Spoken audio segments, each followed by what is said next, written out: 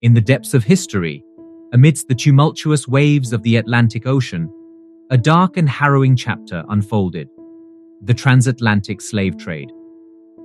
This treacherous voyage transported between 10 million and 12 million enslaved black Africans across the vast expanse of the Atlantic from the 16th to the 19th century. It was an abomination that would forever scar the collective conscience of humanity. The transatlantic slave trade formed a crucial segment of the triangular trade, a complex network of commerce that connected Europe, Africa, and the Americas. This triangular exchange involved the shipment of arms, textiles, and wine from Europe to Africa, enslaved individuals from Africa to the Americas, and sugar, tobacco, and other products from the Americas back to Europe.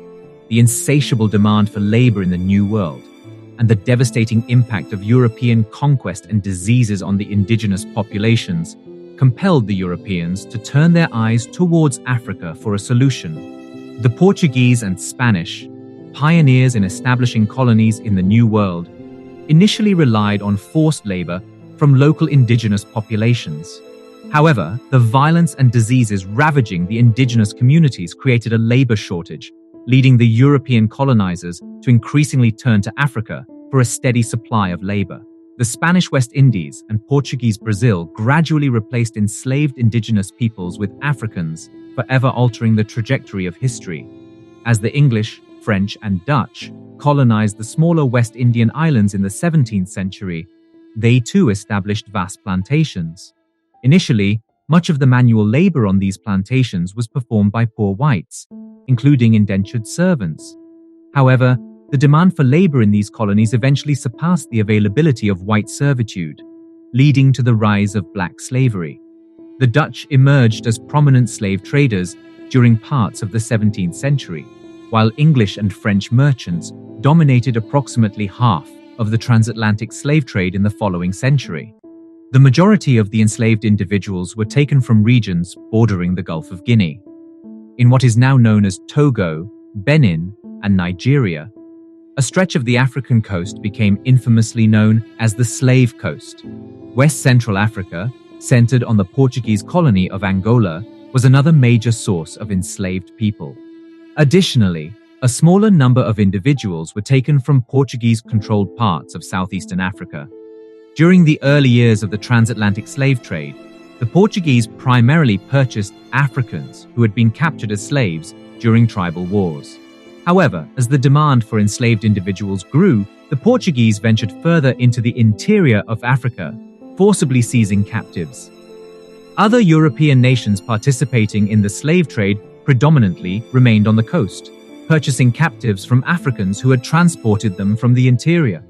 At the coast, these captives were herded onto slave ships, destined for the treacherous journey known as the Middle Passage. The Middle Passage was a macabre odyssey, notorious for its brutality and the abhorrent conditions on board the slave ships.